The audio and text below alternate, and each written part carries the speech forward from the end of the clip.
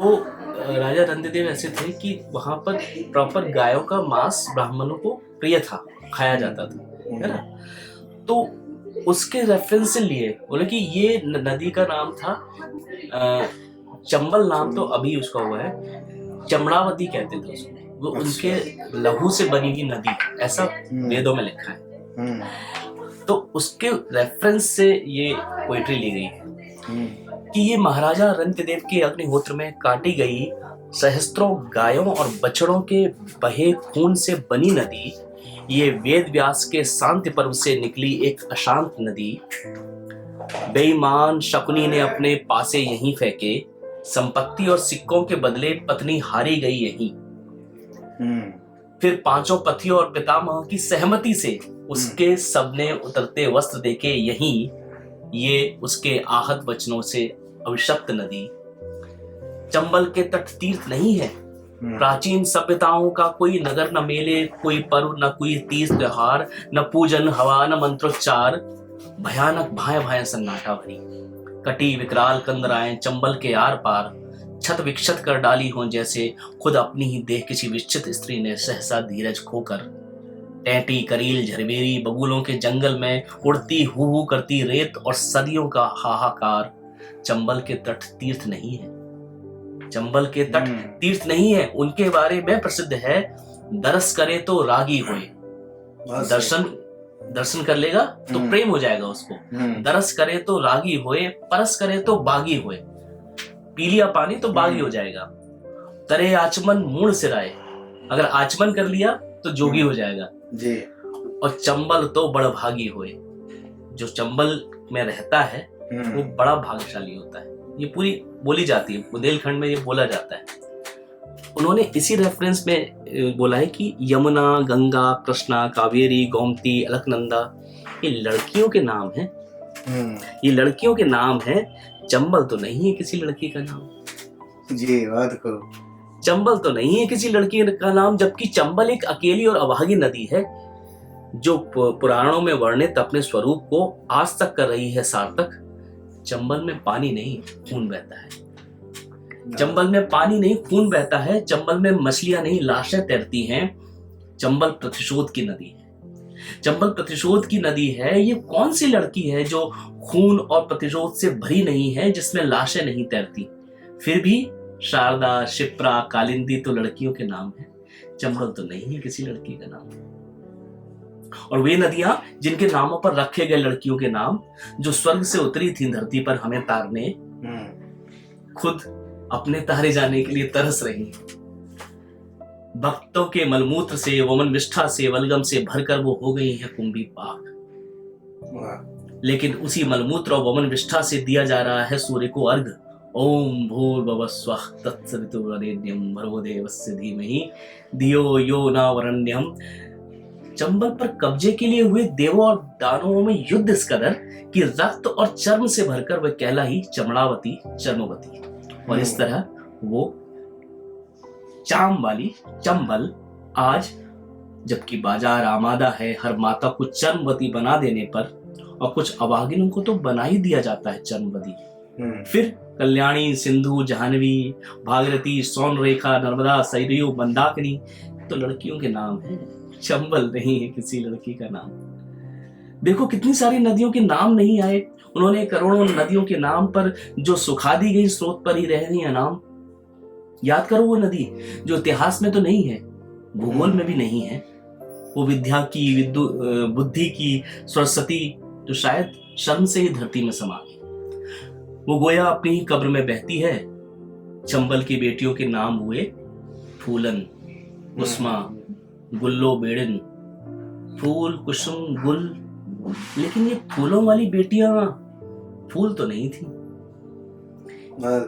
फूलों को नंगा नहीं किया जाता, फूलों को झोंटा पकड़कर घसीटा नहीं जाता, फूलों को जलती हुई बीड़ियों से दागा नहीं जाता, कोमल अंगों में मिर्च भरकर कबूलवाया नहीं जाता कि वो डाइने हैं, शिशुओं के गर्म कलेजे चाट चाट कर खाती हैं, वे ही लाती हैं बाढ़, महामारी, अकाल, दुर्भाग्य, मुकदमे वे ही हरवाती हैं। हाथ डुबोए गए खौलते तेल में और फपोले पड़ते ही अपराध सिद्ध हो गया, गिद्ध हो गए पंच परमेश्वर। सभी जन काकर, पाथर, चिरई, कुकुर, भेड़ हो गए, घास हो गए, पेड़ हो गए। फूलों से मुंह से निकली कुछ बुदबुद और चिल्लाया ओझा, लो सुन लो, इसने अभी खुद को भूला अपना डायन होना, अब ये मेरे हाथों मुक्ति चाहती है। 14 या 15 साल की गुल्लो बेड़नी। देखा पूरी पंचायत हत्यारी है और अगली बारी उसकी है तो जान बचाकर भागी। कुछ कहते कि गुल्लो नागिन थी, कुछ कहते नाचने वाली बैरागिन थी, और कुछ कहती कैसी दागी कैसी बागी। कहते हैं डाकू लाखन ने पीछे से और पुलिस ने उसके सीने पर गोली दागी थी। उन पर ना कोई लेख ना विलेख ना उल्लेख। पुलिस का कहना है कि वह दंती है, किंतु आज भी गोगत बेसली नदी वाली गांव राहों से राही बसते हैं। कहते हैं कि सारी रात वहां गुल्लों की घुंघरू बजते हैं। धूप में पजर कर जब फूलों के तलवों में पड़ गई बेबाइयां, होठों पर पपड़ियां चेहरों पर झाइयां, बाल जड़ा जूट सूजी हुई पलकें सूजे हुए पांव, नींद से भरी आंखें लाल और झुलसी हुई खाल, और इस तरह उसकी सारी कोमलता को गायब कर दिया गया। रूह को कुरूप कहा गया।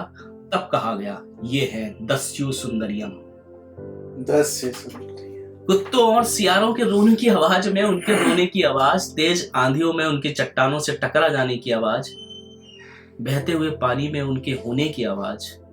पछुआ चले तो पश्चिम से आती है उनके रोने की आवाज, पूर्वा चले तो पूरब से आती है उनके रोने की आवाज, और किसी दिशा में नहीं चलती जब हवाएं तो साए साए लोग समझ लेते हैं ये उनकी बेहोशी की आवाज है।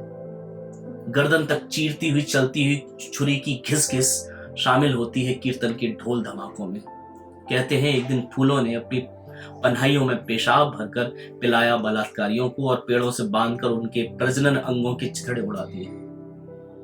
फूल कैसे हुए पत्थर, और पत्थर कैसे हुए रेत? ये फूलों के रेत हो जाने की कथा है, ये फूलों के खेत हो जाने की कथा है, ये फूलों के प्रेत हो जाने की कथा है। चंबल का स्रोत खोजने मत जाना। चंबल का स्रोत खोजते हुए तुम कभी अपने घर नहीं पहुंच पाओगे। और देखो चंबल वहीं से निकल रही है और निकल चुकी है और बस निकलने ही वाली है। सूर्य डूबने के साथ ही जैसे लड़कियों का आकाश भी डूब जाता है ना, वैसे ही छायाएं सिमटती हैं, लड़कियों की जगह भी सिमटनी शुरू हो जाती है। अंधेरा दाखिल होने से पहले उन्हें दाखिल हो जाना चाहिए अपने घरों के अंदर। लेकिन एक शाम जब गायें खूंटों की तरफ, बकरियां बाड़ों की तरफ और मुर्गियां दड़बों की तरफ हाकी जा रही थी, 3 बहनें निकली घर से बाहर। ये सच घटना है। 3 बहनें निकली घर से बाहर और तालाब में ढूंढ ले। बड़की बोली पहले मैं डूबूंगी, क्योंकि छुटकी को डूबते हुए मैं देख नहीं पाऊंगी। तो छुटकी बोली जिज्जी तुम नहीं रहोगी तो मुझसे अकेले डूबता रहा नहीं जाएगा, कितना डर लगेगा। सुनकर मजली ने छुट्टी को चिपका लिया। बोले एक साथ डूबेंगी तीनों बहनें। छुटकी बोली मछली जब तेरे कमर तक पानी आएगा तो मेरे सिर तक आ जाएगा, एक साथ कैसे डूब पाएंगे हम तीनों। मछली की आंखों में आंसू आ गए। उसने छुटकी को गोद में उठाया। छुटकी बोली मछली तुम्हें तो तैरना आता है, तुम कैसे डूब पाओगी। मैं गले में पत्थर बांध दूंगी, लेकिन रस्सी तो अपन लाई नहीं। मैं चुंदरी से बांध लूंगी पत्थर, लेकिन चुंदरी तो हट जाएगी, तो तुम्हें शर्म नहीं आएगी। मछली ने कहा लाशों को कोई शर्म नहीं आती। ये आखिरी वाली जो घटना है, ये 3 बहनें, चूंकि उनके माँ बाप को पंचायत ने सजा दे दी थी, तो तीनों चंबल में डूबने निकली थी। ये उनका ये आधुनिक काल की है, बिल्कुल रिसेंट है। तो तब से चंबल जिस पौराणिक इतिहास के साथ गाया जाता है, पांचाल प्रांत भी वही है, उसी को बोला जाता है बुंदेलखंड को। फिर धीरे से आता है तो रंतिदेव का अग्निहोत्र भी वही हुआ था। फिर उसके बाद हम देखते हैं ये फूलन वाला किस्सा, और अब ये। तो नरेश जी ने ये कविता हालांकि थोड़ा सा अपने फिक्शन के साथ लिखी है, थोड़ी सी रचना के प्रति उन्होंने स्वतंत्रता ली है, अपने कल्पना की। लेकिन आप ये समझ सकते हैं कि नदियों का और लड़कियों का और उनके संघर्ष का जो टकराव है ना, मतलब पढ़ते हुए कभी कभी लगता है ना कि यार इतना ज्यादा हम लोग जनरलाइज कर देते हैं चीजों को, कि हमारे पास लड़कियों में, नदियों में, फूलों में, मतलब कंपैरेटिव स्टडी तो करते हैं हम कि भाई देखो फूल जैसी लड़की, लेकिन लड़कियां वो भी होती हैं जो मतलब फूल की तरह से इनको ट्रीट नहीं किया जाता, इनको घसीटा जाएगा, मारा जाएगा, वो तमाम अभी परसों का किस्सा देखा। तो ये बड़ा मुश्किल दौर है इसमें। और इसमें आप क्या कहोगे, हमारे पास जो अभी परसों वाला किस्सा है, ऐसे बहुत मर्द मिलेंगे जिसको इस बात का ईगो है कि मेरी प्रेमिका ने मुझे प्रेम करने से मना कैसे कर दिया। तुम जो बात कर रहे थे ना वीडियो में कि प्रेम क्या है, खत्म हो जाएगा बॉडी के साथ, लेकिन प्रेम तो अंदर रहता है। वो अंदर वाला प्रेम है ही नहीं। वो प्रेम कैसा है, देह वाला, किसी और के साथ बात करती है, मोबाइल पर किसी और के साथ बैठती है, तो वो जो मेल ईगो का क्रैश होता है ना अंदर, वो उसको प्रेम नहीं रहने देता, फिर वो जरूरत बना देता है, नीड बना देता है उसको। और वो नीड को फिर किससे चीज, नीड आदमी पूरी नहीं कर सकता, वस्तु करती है। तो वो औरत को किस तरह से ट्रीट करेगा, वस्तु की तरह से, कमोडिटी की तरह से। फिर चाहे कमोडिटी तो उसकी है, फिर वो चाहे उसे रखे या खत्म कर दे, है ना। तो उसको लगता है कि खत्म करना भी मेरा राइट है। उसे ये लगता ही नहीं कि जिंदा रहना उस लड़की का राइट है। उसे तो लगता है कि ये मेरी है। तो एक और शब्द हमारे टर्म इस्तेमाल होता है, मेरी बंदी, तुम्हारी बंदी जी। मतलब कमोडिटी के तौर पे आप लड़की को कैसे इस्तेमाल करते हो। मेरा तेरा प्रॉपर्टी तो नहीं है ना। कभी उस लड़की से पूछा कि वो कितना तुम्हें मानती है अपना, वो, और तुम जिस तरीके से प्रॉपर्टी डील की तरह से उसको, और जैसे ही वो आपको मना करती है आप उसको तमाम तरीके के उपाधियां दे डालते हो कि उसका चरित्र भी खराब हो जाता है धीरे से, फिर उसका सब कुछ खराब हो जाता है बैकग्राउंड में। कल तक जो आपके मतलब ख्वाबों की मलिका थी, वो दूसरे दिन वो कुछ और हो जाती है, माता पिता के संस्कार खराब हो जाते, सब आ जाते हैं। तो ये बड़ा मुश्किल है भाई। मतलब हमारे यहाँ तो खैर है ही, बाकी पूरी दुनिया में हर तरीके से महिला को इस्तेमाल किया जाता है। ये 3 कविताएं बड़ी जानदार हैं, मुझे बड़ी, कभी मौका मिलेगा ना तो इसको स्टेज पे करेंगे। ये वाचन वाली है ना, वाचन वाली, वह अच्छे से पढ़ा जाए, और वाचन में नहीं एक्ट भी कर सकते हैं इसको।